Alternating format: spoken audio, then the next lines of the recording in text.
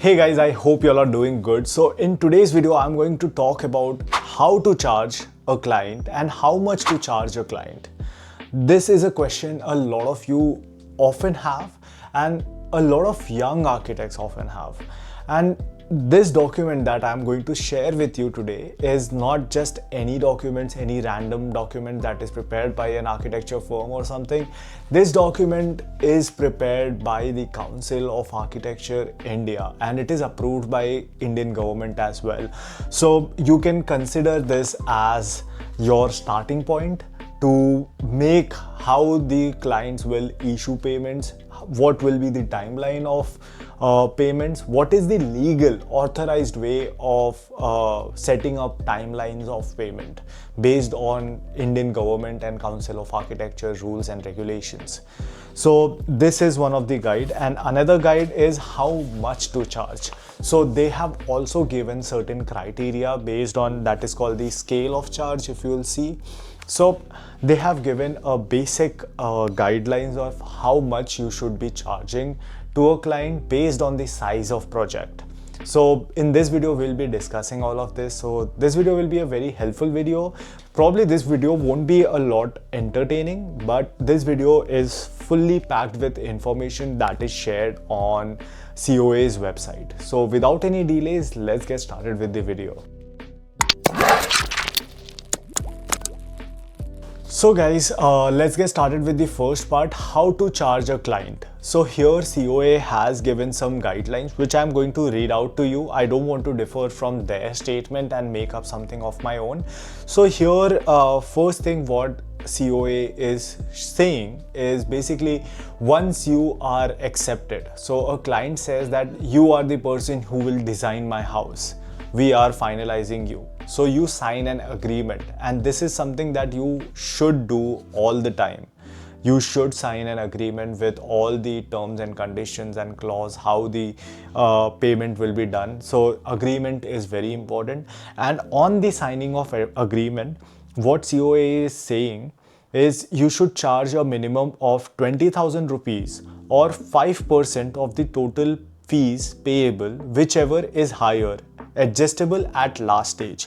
So this means like either get a 20,000 rupees deposit from the client. This is in terms of architecture. Don't talk about interior designing in this entire thing. So this is all about architecture fees. So 20,000 or 5%. So 5% of the total budget that you have given the client, like okay, your house will cost you this much amount. So 5% is the minimum agreement fees. Next is on submission of conceptual design and rough estimate of the cost. So when you give your rough estimate of the cost and conceptual design, once you submit that, then 10% of the total fees payable. So then it will be 10% of the total fees. So either you can have it like 5% you did in the agreement signing stage and 5% on this stage, or you do a 10% fees at this stage. Second stage is on submissions of required preliminary schemes for the client's approval upon the preliminary estimate of cost. So this is like after your cost and basic design concept is approved, 20% of the total fees payable less payment already made in stage 1. So that means like you won't get 20% of the payment. Here you will get another 10% of the payment of your total fees. So this is very important. You need to deduct what you have already taken in the next stage. Next is stage 3 on incorporating client suggestion and submitting drawings for approval from the client or the authority, whatever is important in this case. And there is another section which is called upon client's approval necessary for commencement of construction, whichever is applicable. So basically in this part, stage 3 has two parts, that is A and B, where you are charging 30% on the first first correction or first review drawing. So review phase is done, your reviews are done, and you are submitting your reviewed or the changed design, at this stage you are charging 30%. So that means another 10% of your payment should be made at this stage. Either it can be 10% or 15% at this stage. Next is stage 4. Upon preparation of working drawing, specification and schedules of quantities sufficient to prepare estimates of cost and preparation of tender documents. So this stage is required to have like 45% of total fees payable less the amount already paid in stage 1 to stage 3A. So that means another 15% of your fees should be paid at this level. So which total brings out the total amount that is paid to you at the stage 4, which is your already prepared submission drawing, that is your working drawings, or where you are submitting drawings or the proposal for the bidding process, where the contractors will bid for this specific project. That is around 45%. Next is stage 5. On inviting, receiving and analyzing the tenders, advising clients and appointments of contractors. So once you have floated the tender, contractors give you different bids. You see, evaluate all the contractors, and then you select one of the contractors. At this stage, around 55% of the total payment should be made to you. That means you are removing the previous 45% that is already been paid to you, and you are demanding next 15% of your total payment. That brings down the total payment at stage 5 to 55%. Next is stage 6. On submission of working drawings and details required for commencement of work at site. So here they have made the payments break down into 4 parts. So basically it's like 70% of the total fees payable or less. So the first amount is this, that is around 70%, that is more 10% after your stage 5, when you have finalized your contractor and now you have submitted the working drawing. Now only approval phase is going on, where once government approval or the municipal corporation approval you get, you will start the construction process. At this stage you are getting 70% of your total fees. Next is 75% of the total fees, that is on completion of around 40% of the total work. So once this construction has started and 40% of the work is done on site, you should be getting 75% of the total amount. Then on completion of 60% of the work, so by the completion of 60% of the work, you should be paid around 80% of the total fees that is applicable to you. Then on completion of 80% of the work, so once the 80% of the work is completed, around 90% of the fees should be paid to you by this time. And last is stage 7. On submitting completion report and drawing for issuance and completion occupancy certificate by statutory authority, that is your municipal corporation, wherever required, and on issue of as-built drawing. So basically what you have to do is, once your project is completed, you submit another set of drawings to the client that is called the as-built drawing, because sometimes while constructing we do some minor changes, minor errors are there in the drawing. So you issue a fresh set of drawing that is as-built drawing, like what is there on site to the level detail. You will submit this to client, and once this process is done, that means the project is completed, project is handed over, and your 100% fees should be paid at this level. That means another 10% after 90% of your payment, another 10% will be paid at this level. So if you follow this document, which I am sharing in the description, I think you won't suffer for the fees in the later stages. Next is how much you should charge. That is this report that COA has published, that is how much you should charge. So let's talk about the basics, comprehensive architectural service, how much you should charge. What they have written over here is Scope of work and services that they are describing is as described for comprehensive architecture services in conditions of engagement including site development but excluding landscape, architecture, interior architecture, graphic design and signage. So basically this is talking about just the architecture services. It's not talking about the interior design services, graphic design, signage. All of these are not included in this. And here what they are saying is single block housing and site up to 0.5 hectare.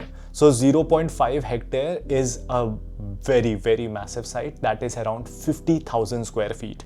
So single block housing and site up to 0.5 hectare, 5% of the cost of the work assigned. So if your site is around 50,000 square feet, then you can charge up to 5% of the total work assigned to you in particular.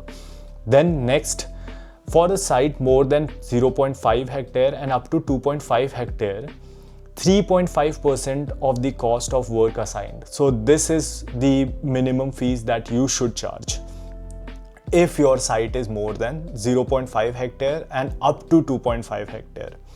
For the site more than 2.5 hectare and up to 5 hectare, 2.5% of the cost of work assigned to you should be charged. For sites more than 5 hectares then it will be around 2% on the cost of work assigned. For individual houses, 7.5% of the cost of work assigned. So this is the point number 5 over here, is the main point where a lot of us are doing single houses, individual houses. So this is the minimum fees that you should be charging, that is around 7.5%. And if a client's debate to you about this fees, you can show them this is their official government data and official government norms that they have shared. So this is how much you can charge officially and legally. Next is next section that they have is all project other than housing project as described in comprehensive architecture services in condition of engagement site including development but excluding landscape. The same thing. Here they are saying 5% of the cost of work assigned. So that means if it's not a housing project, if it's a commercial project, then you can charge up to 5% of the total cost of work assigned. Then let's go on the next part. It is reputation of building in the same campus. So basically if you are doing a mass housing or a complex building, that means 5% of the cost of work assigned. That means like you will again charge 5% of the total cost of work that is assigned to you. And if then again you have to repeat the same design with some minor changes and things in the same campus, that means you can charge 2.5% of the total cost of work assigned. That means you are charging 5% for the initial concept and then 2.5% for the next or the similar building typology that are being built. For example, like you built around in the first phase, you just built 2-3 buildings and you have to now repeat more of these buildings. 2.5% fees you can charge based on that. Now reputation of the building at different site. So if the site is changing and now it's on different site, but it's the same drawing, same planning and same things that you have to repeat, here you can charge 3.5% of the cost of work assigned to you. Next is site development. So 2.5% of the cost assigned to you. Next is architecture conservation, retrofitting, addition and alteration. So these are like repair work and where you sometimes get heritage building restoration work. Here again 7.5% of the total cost of work that is assigned to you. So this is something that you can do. For all project except housing, 1% on the cost of work assigned to be computed at the rate of 6,000 rupees per square meter of proposed built up area. Housing project, 20% of the fees payable for the housing as stated in the subclause 1.1 above and the cost of work assigned to the computed at rate of 6,000 rupees per square meter of proposed built up area. So 6,000 rupees per square meter of built up area. So basically, if it's a housing project, so you will charge based on the, if you want to charge, you can charge based on the housing square meter area. I think, yeah, this data is up to date because they have released this very recently. So 6,000 rupees per square meter, I feel not bad, but it's not that good either. If you are practicing architect and if you are seeing this video, please tell me that is this still feasible, like 6,000 rupees per square meter rate that COA is suggesting, is it still feasible or not? Let me know in the comment section. Next is interior architecture slash graphic design and signage. So 7.5% of the total cost of work assigned to you. Landscape architecture, again 7.5%. So guys, these are all the information that COA gives you on how and how much to charge your clients. And if you genuinely want to set up something really good or a proper firm, I think you need to start making a framework on how you will charge your client, how much you will charge your client, what will be your payment details. A lot of time clients also get frustrated because they are not clear of when and how much to pay. So leave all the other awkwardness out of the picture, make an agreement, sit with the client and tell them like, these are the structure of the fees that we charge and this is how we charge and these are the total timeline that we are giving you. Are you ready to accept this? And try to convince your client to do this, because most of the time clients won't do this because they know that they won't be paying you as you want. They always think, the clients, sometimes the cheap clients, I would say, cheaper clients are like that. They always think that, okay, baad mein kam kara lenge na yaar, I will do it later, I will bring down the cost later. But they don't understand, later the cost only increases. So once I have finalized the cost over here, once clients have finalized the cost on agreement, it becomes the responsibility for both of us, client and the architect, to keep the cost lower, not to elevate the cost. Because once the agreement is finalized, once the costing is finalized, if the cost goes up, I will bear the cost. I have to bear the cost, because then client can say that you said this, why is becoming 30 now? 20 can't become 30. So we are at stake at that time. So make them believe that this is the process and this is how we should proceed for having a smoother run through the project. So guys, if you like this video, please go ahead, hit a like and subscribe to my channel.